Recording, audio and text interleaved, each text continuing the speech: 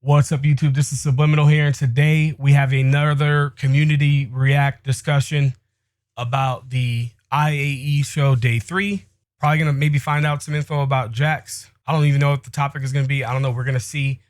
Make sure you guys subscribe to the second channel. Content like this will not be on this channel after IAE. I put one of the videos up on the other channel, and it got like literally like 70 views. And it's been up for like 4 days. It's crazy. But after this, then that channel will just have to fend for itself. Whatever, any content like this will be on that channel. So if you like this type of content where we watch either a video or talk about news and discuss it with the community, then make sure you guys subscribe to the second channel. All right, let's get to it.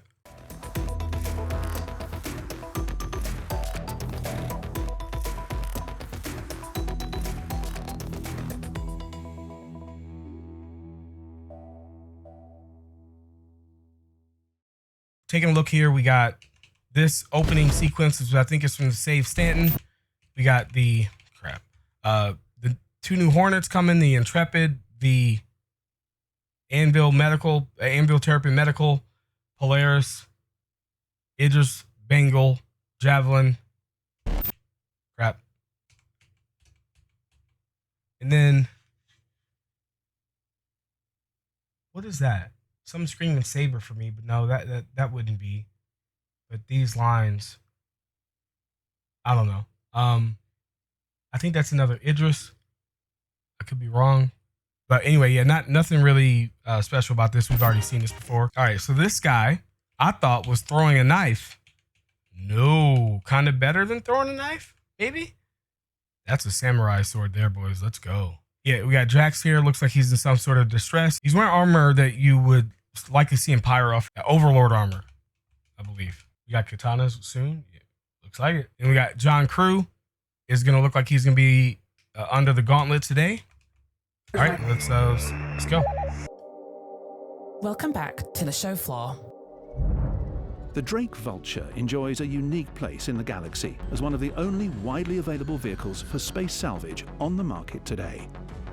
With strong revenue-earning potential for pilots and much greater flexibility than the larger Reclaimer from Aegis, the Vulture uses its popular twin-arm shape to excel at both hull scraping and structural salvage, generating up to 25 SCU of recycled material composite in its buffer and cargo grids combined, whose current market value contends with that of popular commodity Quantanium, but without the associated dangers included with traditional mining. Ultimately, the Drake Vulture remains a satisfying and straightforward option for those looking to fund their further adventures in the verse, and can always be found on the IAE show floor for those interested in learning more. I wonder if I can make shots like that somehow using the camera controls, where I could take a bunch of shots with the camera moving robotically and cut them together like that. That'd be really cool. Welcome back to the IAE show. On today's episode, we explore mastering flight with Rich Tyra, John Crew, and Jared Huckabee. It's Thanksgiving on Earth, so we give thanks to the best ship manufacturer in the verse, Drake. I said it, and I meant it. Nobody owns me. It's the IAE show, and it starts right now. Okay, we're back. Part 3, final part of our conversation about life of spaceships and Star Citizen, and it's time to address the Idris in the room here, master modes. We'd been talking about master modes for quite some time. We've been building it up as the big savior of the spaceship combat experience. It released to mixed reviews at times. You know, some people are for it, some people are less than for it. We'll just say that kindly. I want to talk about what our plan is, what our vision is. Where are we going with this? What is the plan moving forward with master modes? And I'm just gonna take off and leave you two here. Yeah. Thanks, guys. Right. I think the big thing around master modes is that this fool did not just get up and walk the fuck out the room. I love that, man. And I'm just gonna take off and leave you two here. Yeah. Thanks, guys. Right. I think the big thing around master modes is that it never was designed to be a static piece of development. We always wanted to make sure that we were adding in new systems as they came along that then influenced those design decisions that we made at the time. And I think 2 big pieces of feature work that we're going to be bringing to Star Citizen that's going to have a drastic change on how we implement master modes is going to be crafting and quantum boost. So right now with master modes itself, we have obviously the two master modes, SCM and Nav. A big thing is that we're going to actually be demoting or converting those modes from master modes to operator modes. What they're inherently means is that we're still going to have a mode that is dedicated to fighting and having combat. There is going to be a mode that's dedicated to your quantum, but we're going to be removing some of the fail-safes, restrictions, yes, that had when you switching between these modes. We're going to be moving towards one cohesive speed between all operator modes. That speed is going to be more akin to what you'd imagine SCM speeds are now, but there's two big, huge caveats that come into that. First off is crafting. So crafting will allow you to upgrade your ship and to tier 1, 2, 3, 4, 5. So if you want to have combat at higher speeds, if you have a tier 5 ship and you have the best thrusters and you've specialized, you've bought an interceptor ship, that will be more applicable to those types of ships. So that gives people options to choose, like I want to have this type of gameplay versus this type of gameplay. Having that cohesive, unified speed, the one thing that we really need to address is this kind of like nav flight mode that is kind of, it sits in this very odd position in terms of you get out of an LZ and you're flying up to the space station, in atmosphere, your speed is really closer to SCM speeds anyway. You're not flying at 1,000 meters a second. You can pick up start a bounty hunter mission now, be sent to another planet, and then the closest quantum point to that POI might be 500 kilometers away. And that means that, as we add more dense POIs, that's going to only exacerbate this situation because we can't have quantum markers everywhere. And when we start to add more space exploration and more missions towards the different guilds that we're operating on, where you're having to go into deep space and go into these large distances, you don't want to be in a position where that's taking such a huge amount of time. We want you to be spending more time doing the mission than flying there. This is where Quantum Boost comes in. Now, the way that Quantum Boost works is it connects your... Is anybody else lost? I don't really understand. It sounds to me like things are changing, and I don't understand what's changing. Is it going back? Are we going back? They don't understand it either. Me too here. Yeah. Thanks, guys. Right. We need Yogi to come out here and explain it. So to me, I don't understand what that means because master modes, operator modes, it's a button press. I don't really care. I don't want to have to cycle through like 5 different things to be able to get to something. That speed is going to be more akin to what you'd imagine SCM speeds are now. Okay. That's what I'm concerned about is that, are you going to bring the speeds back up? Because then that's just brings the problem back to the way it was before. Okay, so they're not bringing the speeds back up. When you go in the nav mode, you'll be able to use the boost. I guess I don't like the fact that, if I'm understanding this correctly, you may not be able to like cruise at your fastest speed. I think I want that ability to do that. I want to be able to, I'll keep reading in case there's more. But there's two big, huge caveats that come into that. First off is crafting. So crafting will allow you to upgrade your ship and to tier 1, 2, 3, 4, 5. So if you want to have combat at higher speeds, if you have a tier 5 ship and you have the best thrusters and you've specialized, you've bought an interceptor ship, that will be more applicable to those types of ships. So that gives people options to choose, like I want to have this type of gameplay versus this type of gameplay. Having that cohesive, unified speed, the one thing that we really need to address is this kind of like nav flight mode that is it sits in this very odd position.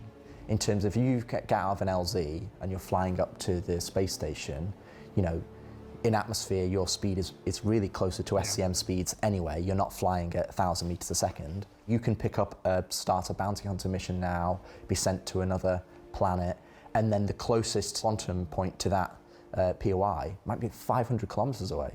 And that means that, You know, as we add more dense POIs, that's going to only exacerbate this situation because we can't have quantum markers everywhere. And when we start to add more space exploration and more missions towards the different guilds that we're operating on, where you're going... You know, that kind of makes sense.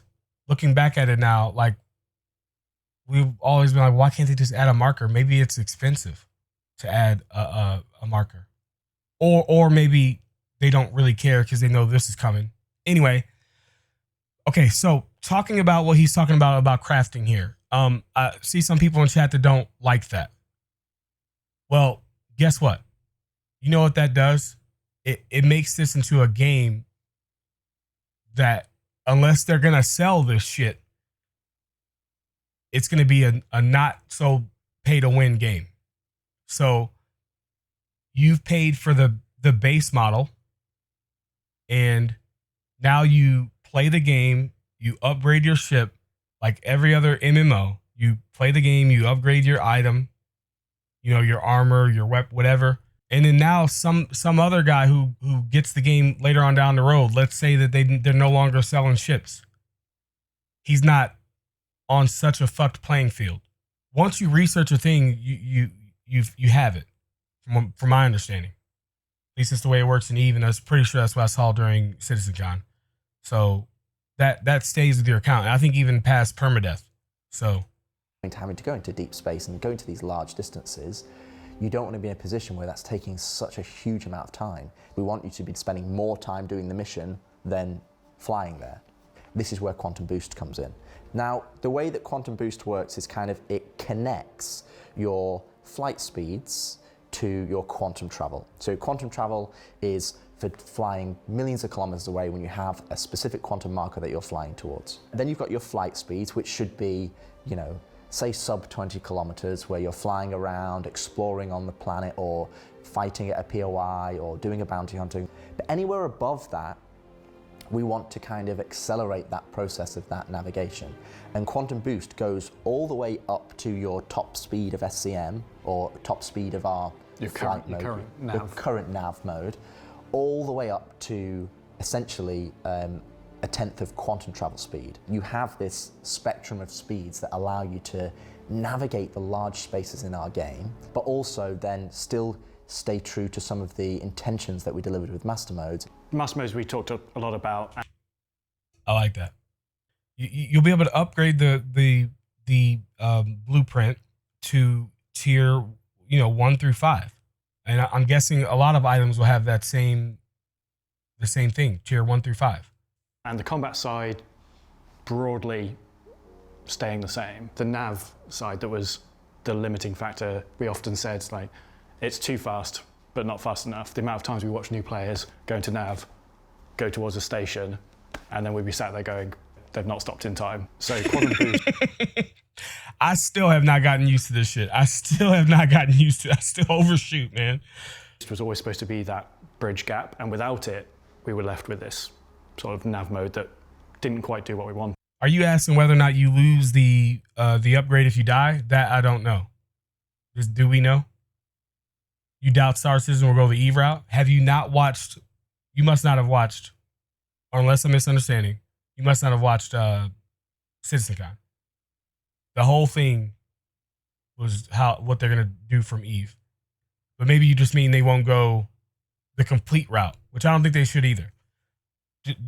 Yeah, what they're doing here is fine. Like it's like EVE light mode in some aspects. Is would adding with what you have in this game is gonna make it fucking awesome. Oh, if they come out with this tier 5 shit and then they sell it, hard fucking what the fuck is the purpose? Yeah, I think they're trying to fix the problem of, and I think this is genius, right? Because the most important thing is that we have a healthy game, right? We want this game to last 20 years like EVE has. And we're not going to get that as long as everyone on the outside still looks in as like, well, why am I going to play with these people, against these people, and they have all of this stuff that I don't? And now it isn't going to matter, because 20 years from now, if the game is still going, thriving and everything, people are still going to have that stigmatism. It's been too long now. There's going to be people who just don't know, and it's whatever. But at least the people who actually do decide to take this step forward to actually play the game will see, okay, cool. So I'm not, so in my opinion, yeah, I would say when you lose your ship, you don't get the tiers back. I don't think you get the tiers back. That needs to be the consequence. And I can't stress enough, as somebody who's come from Eve, how it is so possible and damn near easy for them to balance the game to where when you lose those things, it's not going to be as devastating as you would think. All they need to do is make it so that it's not that big a deal. I've lost a lot of shit in Eve, but it's like you're not losing like weeks worth of work, right? It might be a day or maybe 2 days worth of work, and then you've learned a thing, and some of those things you learn, you'll never do again. I went through my list of deaths in Eve with the stream yesterday and the day before that, and I could literally break down and tell you why I died and how I'll never do that again. You just learn to play the game. And it's fun. It's like, oh, I didn't know that. Yeah, I died like 5 or 6 times in Eve. And when you do, you lose the ship, you lose the components, you get a little bit of insurance money. But it wasn't, no, I got to admit, it was actually kind of fun to die a couple times. A couple times it was actually pretty fun because I was like shocked. Like I didn't even know that thing was even in the game. Yeah, it was. The first time I died, I'd say it wasn't fun. But what we need is a proper security system, and we need proper game balance to where when you do lose it all, it's not devastating. I mean, unless you go through like a 10 losing streak, and then if that's the case, like why are you continuing to make the same mistake? But anyway, let's keep going. And it also, because it's quantum and it's creating a bubble around your ship, allows us less friction in the traversal, because you go in quantum, you come out. Let me clarify. We shouldn't get the tiered ship back. It should be at tier 0, but if you've unlocked the tier, then whatever you need to do to apply that, whatever extra money that is, or time spent, or maybe items to acquire to be able to get it back there. Yeah. Correct me if I'm wrong, but if I remember from the crafting during SitCon, you're going to need to have like rare items to get the stuff to be up that tier. So you're going to put all that stuff in the ship. I would expect that if you die, you get the base ship back, and you can immediately go back and get your ship up to tier 5 if you have the required like sub materials to build it. I think it will be 100 times better than Eve, just because if they just take the 20% of what Eve is and add it to the fidelity of this, it's gonna be crazy. Out quantum, you don't have to apply all this G-force. The rules of physics are different because you're not physically hurtling at that speed. You're wrapping a bubble of time and space around yourself. So you come out, you can stop dead. You're not having that expanse moment where you're all being ripped apart from the G-force. So you see that space station coming towards you, you stop. The one limitation that we are retaining is the fact that you can't have your quantum drive enabled and also your shields. Yeah, 100%. If you want that, I hope that the next thing out of this man's mouth is that you can have countermeasures. And I know it is. Come on, Rich, give it to me. Ultimately, that's a binary decision. Operator modes will start off as the default configuration that we've set in terms of the controls, in terms of the MFDs and what you're casting onto your HUD, in terms of your resource network presets. But that doesn't stop you from then going in and customizing it. We're providing an initial, hey, this is what we think is a good default setting. But then it's up to the players then to customize what they want on their cast, what they want on the MFDs, and then they have options to them. And they shouldn't have this constant switching modes to gain access to certain operator modes. You know, we're removing some of that friction. And through all of this, because that binary distinction is between modes, you have to be in this mode or this mode, and there's all these very strict rules between those modes. You keep your weapons through all this. So this now becomes a more tactical decision in combat. But if you need that sudden burst of speed, either to get away from something or to catch up to something, you make the choice. You sacrifice your shields, certainly, but you can still bring your weapons to bear and stuff, get there, and the second you're out. And ultimately, that is underpinned by your resource network engineering. So if you're on a single-seater ship, that's obviously at the pilot's behest. But also if you're on a larger multi-crew ship, you can then use the engineering terminal to be able to have those presets available to you. And through the use of crafting to improve your components and of course your presets and quantum boost rather, you can get up to speeds that are approaching the current nav speed and stuff like that. So we're not taking that speed away. We're defaulting everything to a speed that is closer to today's SCM. And then giving the player choices in how and when they can get up to that speed without completely disabling everything. I mean, ultimately, it allows us to keep the kind of the default. We're trying to move towards a balance across the game where you can start off easier and it gets harder. So we want the default to be open and compatible to lots of players, but then as you start to specialize and it becomes hard to master and you start to work in the different avenues of different professions that you like, that's where you can start to customize your ship. And I think there's a key takeaway or a key point to also make is that if you don't want to craft, if you don't want to go down that route because you just want to shoot ships and be a combat pilot, or you just want to be a miner or a space trucker, there's nothing wrong with that. You can still gain access to this because player trading is going to be something that allows players to gain access to these components and ships without having to go through some of the grind that they have, and obviously they're now reaping the benefits of that, but you have lots of choice. Obviously, there isn't one prototypical Star Citizen player. Developing a system that's going to please everybody. Okay, I still don't. So we're still gonna have the weapons. Okay, so in this quantum boost mode, I can care less about weapons. What's the purpose? What are you gonna really shoot through that, right? Are we gonna be able to joust? Okay, thank you, Raspberry. So you don't have any shields.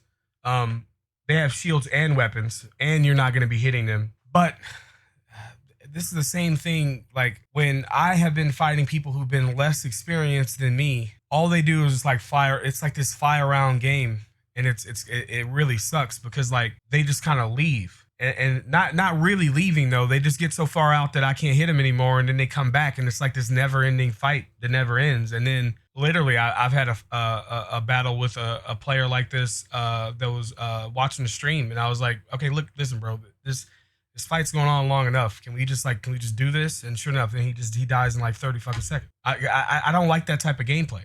I don't know. We'll have to see. Also, we got to understand that you're gonna be disabling. I think this is gonna bring back the never-ending battles. I don't think the person's gonna be a threat. The person's just gonna be annoying. Highly doubt it will work like that. I bet QT boosting will take a wind up. Yeah, I'm sure. But they said that you can get up to the. Okay, I could see. So you can get up to those nav speeds. But yeah, they could add some time to do that. Okay. All right, I'm in. I can see. It's kind of a hard thing to explain with words with exactly how it's going to work. Or maybe I'm just not understanding correctly. We can only he's not saying it well. Work towards our goals and our vision for what we want this to be and hope it applies to as many people as possible. What I like about this is that you can never go wrong with putting the choice in the player's hands.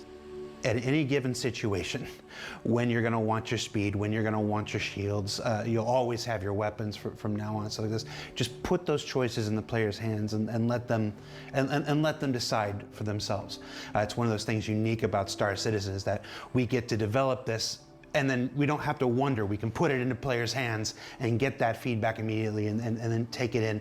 I think there's a real chance for this to be the spaceship experience we've been working towards this whole time. I think the big thing to take away from all the things that we've discussed is that none of these things are designed or implemented in isolation.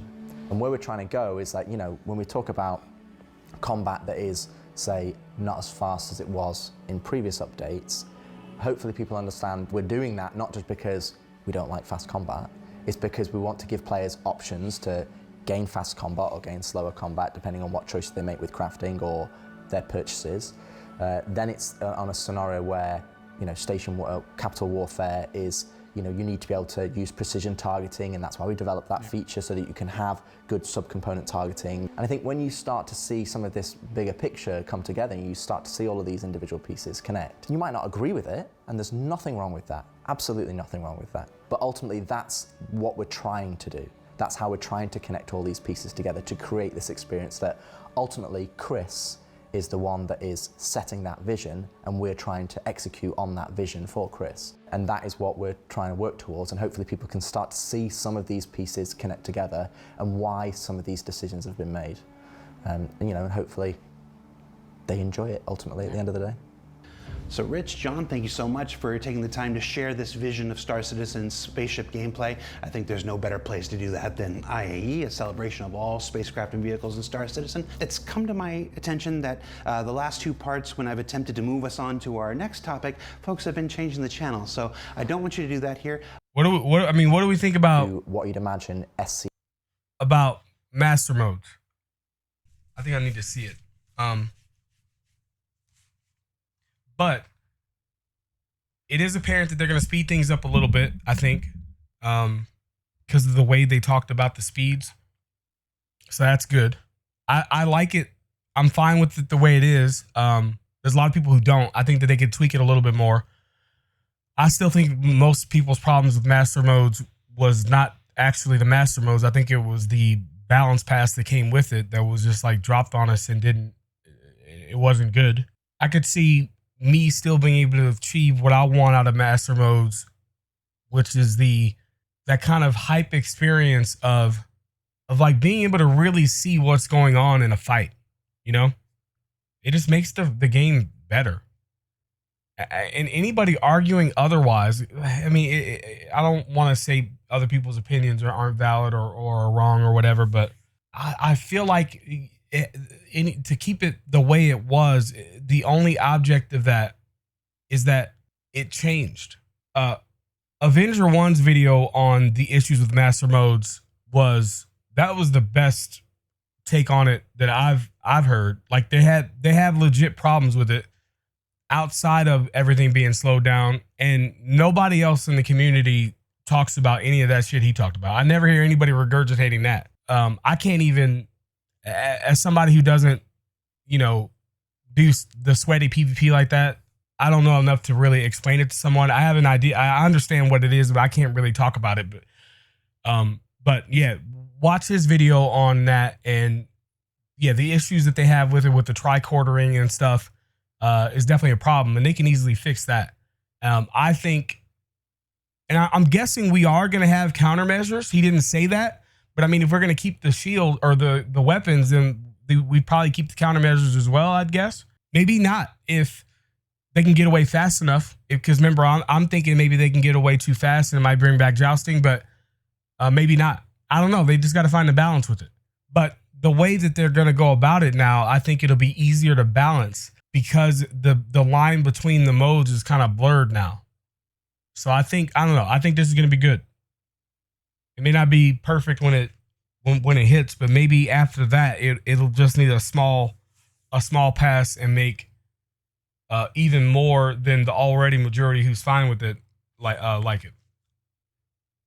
I don't understand the nuances enough to know how to tune it. Yeah, it's simple stuff. It's like the tricordering thing was a problem. I don't even think Avenger 1 spent very much time talking about how slow it was. But yeah, I'm excited about master modes, about these changes being made. I don't want to have battles that never end because I'll be fighting a player who is like, I don't want my PvP battles to never end because the player that I'm fighting, is so scared that they don't want to fight, and then the fight never ends. Up next, I'm going to talk directly with John Crew and explain to him my true vision for the spaceship Jalopy once and for all. Change the channel. Wait, got to go back and analyze every frame. It seemed, if I understand it correctly, as you tier the ship up, it will perform better. From what I understand is that you'll be able to acquire blueprints that will allow you to either build the ship or build the upgrade to get it to whatever tier. What I want to have happen is when you die, you lose the tier. When you get the ship back from insurance or the money back or whatever, have it be enough for the base, and then you have to pay to apply the upgrade to it. Whether that be you actually go craft the stuff yourself, or you just buy it from someone else. We're gonna need a global like marketplace. Why haven't they really talked about that? Have they talked about during CitizenCon about like where a player will be able to sell what they craft? Because if they're gonna leave us to the devices that we have right now, that's not good enough. You sell that what you craft on the Betting Merchant or Kraken? That doesn't make sense. You need to have a marketplace tell you where to go to buy it. I don't want to have to do a fucking Facebook marketplace fucking. That's just gonna be a fucking gank fest. It's gonna be guaranteed whatever thing is priced lowest is going to be a gank fest, which that does happen in Eve, but I don't think that's going to like work out in this game.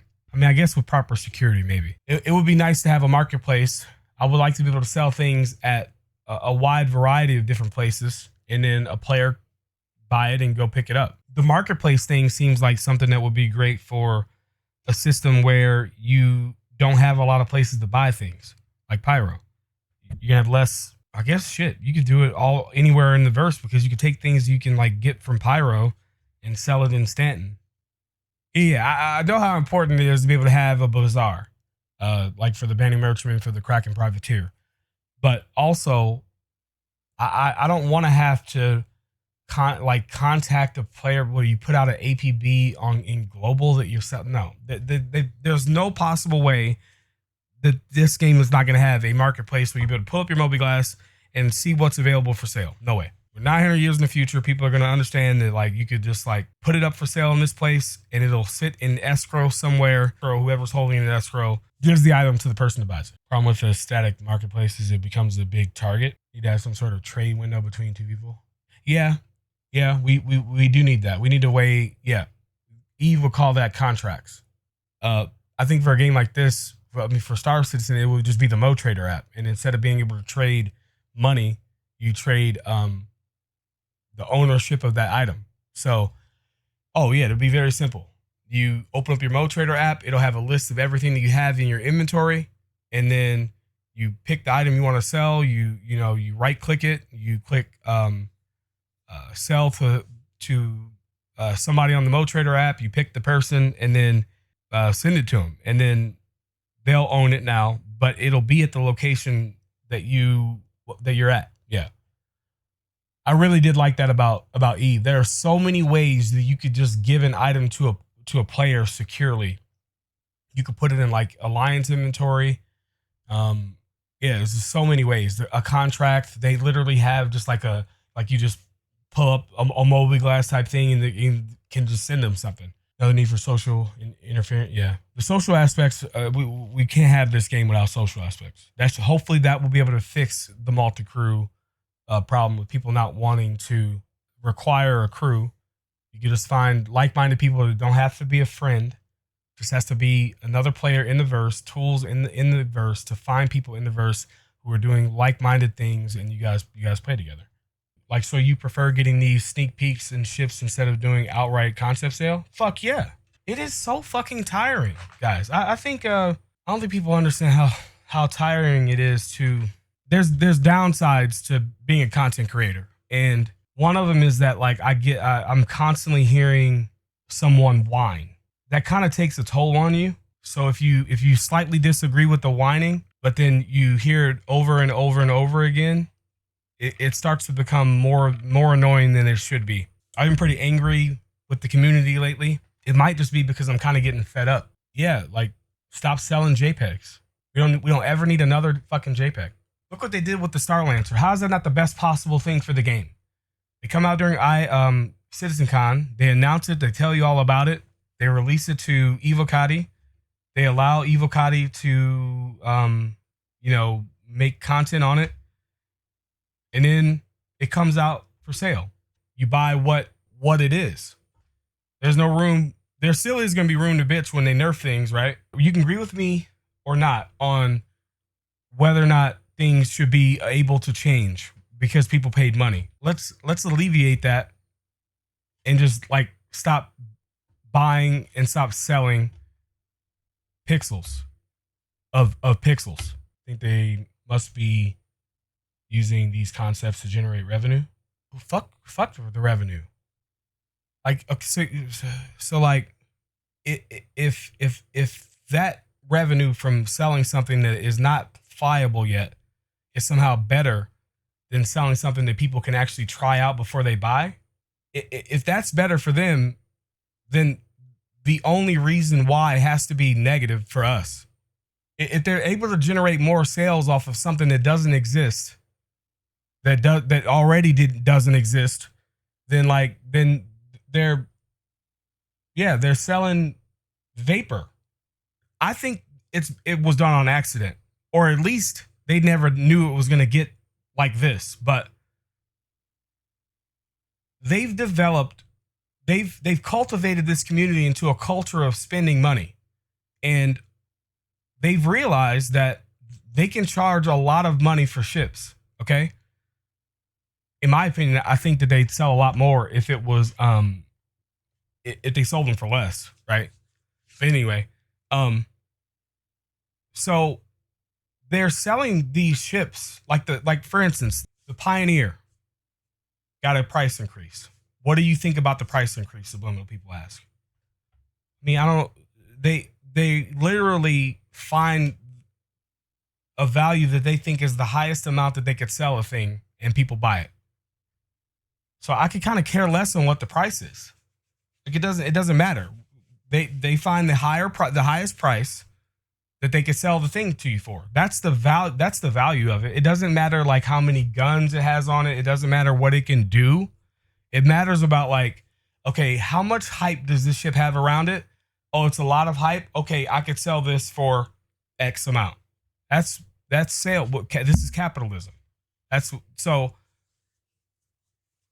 is why don't buy ships with real money unless you're supporting the project. Allows players to buy war bond discount.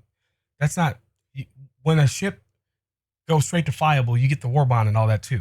So you get two opportunities to get war bond. You get war bond when it's a concept sale, and you get war bond when it's flyable. The opportunity comes up twice. So there's no benefit. You're gonna get LTI, war bond, all that stuff on day one. I've spent enough money. I've hit a limit to which I'm gonna spend. Other people can do that. You're always gonna have the paid for it and didn't get it issue. Whenever they sell a JPEG, you're always gonna have that issue. And we're going to see it over and over and over again. Subliminal's being unreasonable. He is explaining supply and demand. Up next, I'm going to talk directly with John Crew and explain to him my true vision for the spaceship Jalopy once and for all. Change the channel. Wait, got to go back, analyze every frame.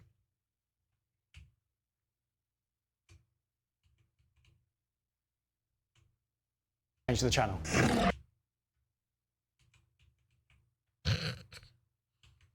He's probably drunk, right? He's not dead. All right, he's got Jax clearly at Pyro.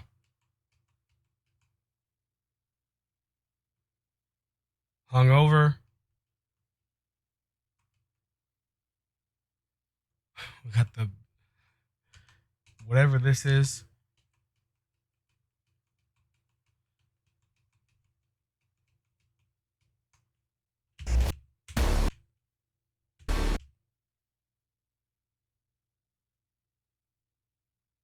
Hey, you!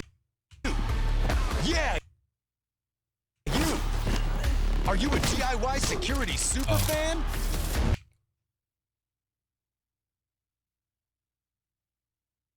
Have you seen every Garmin Humble live stream and special? Well, you haven't seen this. Hey, it's... Please tell me I can dispatch of a bounty like that. Please tell me I could dispatch... gonna blow your mind. What is happening? Sign up for all the casualties, catches, and kills. Too hot for open comms. Too intense. Too brutal. Too spicy for Spectrum. When things get dicey, go extra spicy. Subscribe now. I don't know about content like this. Like, there's no way those are actually the animations, and that could be misleading to some people, right? Like, Catches and yeah. kills. Too hot for open comms. Too intense. Too brutal. How fucking dope would that be? But if you have to hit a button to grab it, and it's got like in a single player game, maybe you could do it because you can maybe slow down time or some shit. Too spicy. For Spectrum. When things get dicey, go extra spicy. Subscribe now. This thing goes away with, well, kind of. With server Welcome message. back to another episode of Quantum Questions, where we take a CIG developer, put them on the hot seat, and make them answer as many questions as they can in under 2 minutes. Joining us on the show this week, the happiest person at CIG, Mr. John Crew. John, how you doing? I'm doing great, having a great day. That's good to hear. Ben got 15 questions in 2 minutes. How many do you think you're going to get? Oh, let's go for 16. Do we think he's going to ask him something about the galaxy? All right, so let's put 2 minutes on the clock and begin. Who are you and what do you do? My name's John Crew, I'm the vehicle director at CIG. You're in a desert walking along in the sand when all of a sudden you look down and you see a tortoise. It's crawling towards you. Why did you nerf the Corsair? It was massively outperforming all other ships in the game. It had 40% of the kills overall just by itself, so it needed bringing down a touch. The current reduction in its efficiency is not going to be the final way. We want to do a bit more with it. What's the drama with the Polaris torpedo tubes? It's not clear that they actually rotate and feed from the bottom and skirt around the elevator shaft. Is that what they really do? That's what they do in the animation. Where is my Crusader Starliner? It's going to be after 1.0. Will you ever make the Rock DS good? I knew it. Yes. Because we're not really going to get the NPC stuff in. So it's going to be a long time for that shit, boys. We make the Rock DS good? So we want to enclose both players, whether they're going to be side by side or line astern, still to be decided. Tell us what one of the ships from the tease at CitizenCon was. It's a variant of one of the ones we teased last year. Ooh. Let's go! Let's go! Let's go, boys! I told you! I told you! And you guys told me I was wrong. I can't wait. I'm gonna go back through every fucking comment. I'm gonna go through every fucking comment. I'm gonna make a video saying I told you so. Let's go. I'm 100%, 10 for 10. I'm what, like 5 for 5, 6 for, I like it. Yeah. Hold on, boys. Don't ever deny me. I'm just joking. This is fun. That's not a heavy fighter. That's not a heavy fighter, boys. I fucking told you. I want apologies. People are so rude. I made a video going over all of these ships. The comments were flooded with that particular one, that it was the Guardian or a Connie rework from the back. I don't know. There is enough missing off of this silhouette or different off of what we've seen. There's no way it's the same ship. No way. That's not the Guardian. Because the Guardian was already teased. It has a silhouette from the year before. That's why the fella's not holding a gun. Like every other combat ship has a guy with a gun. But I could be wrong here then. We'll have to see when we actually get the TAC on whether or not the TAC has a light bar there. But it's not in the concept art. Anyway, most people thought that this was the Guardian. And they were wrong. And I was right. And it makes me feel good sometimes. The guns are missing in that image? No. They're smaller or non-existent. You didn't hear what the man said? I knew it wasn't the Guardian. I know some ships are missing their guns. I didn't notice that before. It's not the heavy fighter variant. What can you... And the one of the reasons that showed me that was that I saw what they teased us last episode 2. I've seen that ship before they showed the silhouette, and it didn't match up. I saw the leaks from that. I wasn't able to show anybody in the video, but people knew where to go look for it. Quantum Interdiction Guardian? Yeah, I don't know. I'm sorry. Maybe I shouldn't say it's a racing ship because I don't know that for sure. It's not the Guardian. If the Guardian's a heavy fighter, it's not that one. All still planned, but after 1.0. Ooh. Really? Big rip, boys.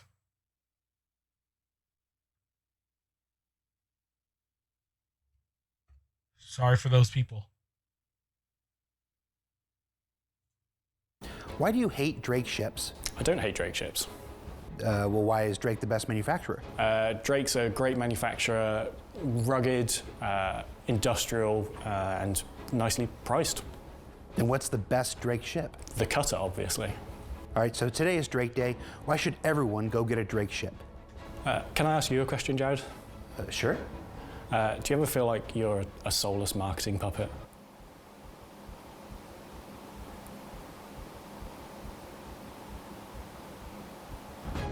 What's the deal with the mule?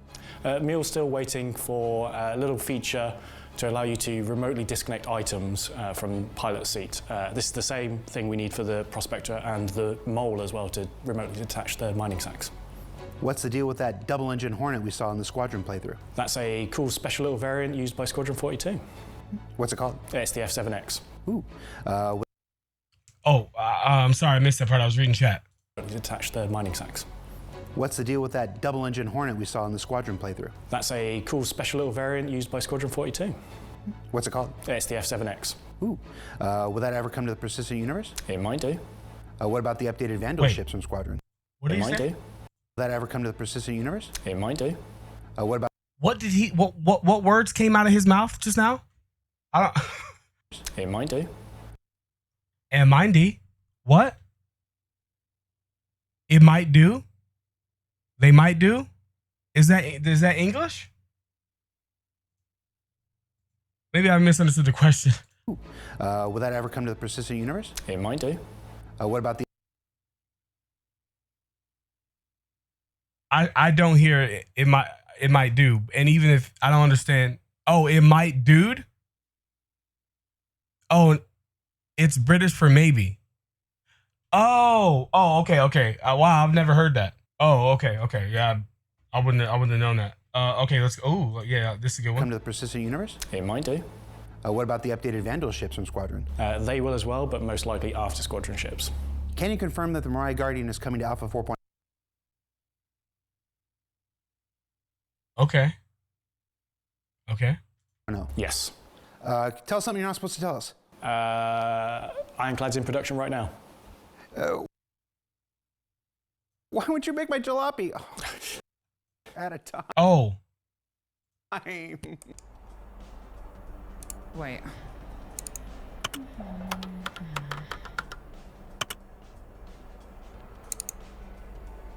A jalopy is a dilapidated old ship or vehicle that's been left to rot for many, many years. Dedicated old ship or vehicle that has been left to rot for many years. This most likely does not fly, and all its parts must be repaired, reconditioned, or replaced before it can restore to flight status of potential collector's item. It most likely does not fly. I hate this man.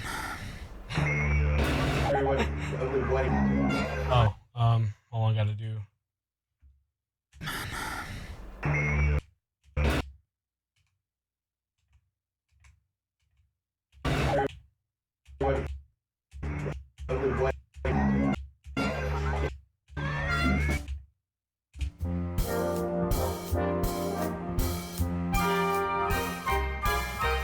This will be the day I'll stand up and say we need a ship without all that dread. A scrappy wreck, still covered in dreck, and one you can't buy that won't even fly. Jalopy. He asks every day. I just say no way. Wait a minute. That's so fucked up, man. His hairline is fine. What the fuck? He asks every day. I just say no way. When it's from him, the chances are slim. Truth be told, and I'll tell you why this is. Jalopy is bold. Who wants jalopy? Ugh. I want jalopy. No one wants this thing but he.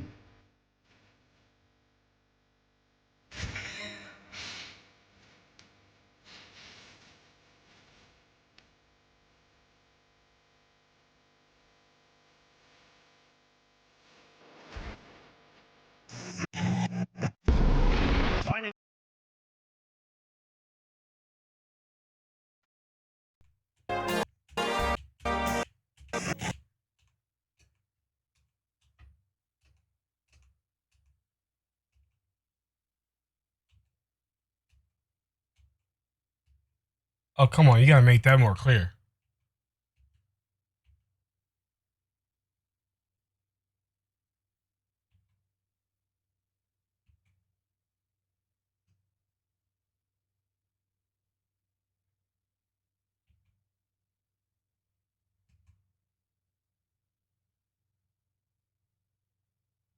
Is that the...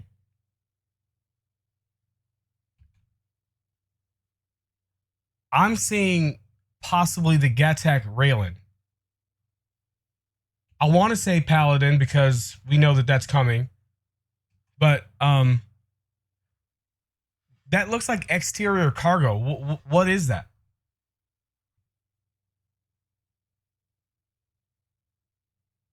I think you guys are right. Wow, that is incredibly vague. I mean, the only thing that I really see that I can tell for sure is that this is probably a gun. I got friends that they're ready to actually play Star Citizen. They just want a mech suit. So, all right, possibly Raylan's Triangle. Well, yeah, but I thought maybe they changed it because we were talking the other day about how dumb it is that it's triangular. Intrepid.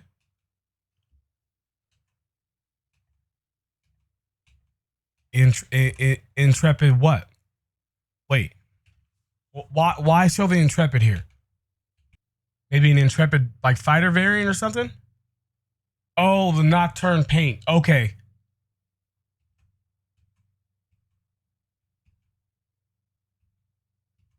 Yeah, I'm still not 100% sure on whatever that was before. Let me know in the comments below what you guys think. Let's just keep going. Wait a minute.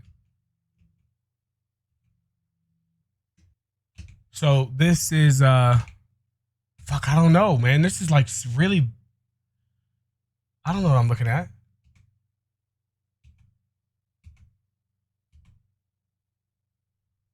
Looks like a lightsaber. I don't fucking know. Oh. Oh, okay.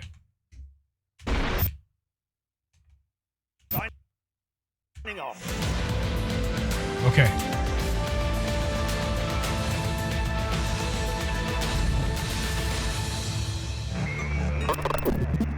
Yeah, so yeah, that's my thoughts, reactions, discussion about today's IAE show. Are they gonna do another one of these? I hope they have at least one more. I wonder what the topic will be because all these topics that they talked about are like really important, actually pretty good. Like this has been the longest streak of basically ISC of like really good ones that I've ever seen. Oh, look at that. Let's go. Lando in chat. Should I shout you out? Do you care to be shouted out? Nice. Well, there we go. We heard it straight from the mouth. Jared does some D&D content and random stuff sometimes. If you guys didn't know, he streams. And happy Thanksgiving, Jared. Appreciate everything you do. What did he do earlier that I said I love him? Oh, because you walked away from them when they... Oh, it's funny. Yeah, happy Thanksgiving to everybody. Yeah, let me end the video or whatever. Yeah, so thank you guys. That's been my thoughts on IAE episode 3. Appreciate it. I hope everybody has a great Thanksgiving. Check out the second channel because this content won't be on the main channel after IAE. So, yeah, I'll see you guys in the next one. I definitely did that already. Maybe I did it better the second time.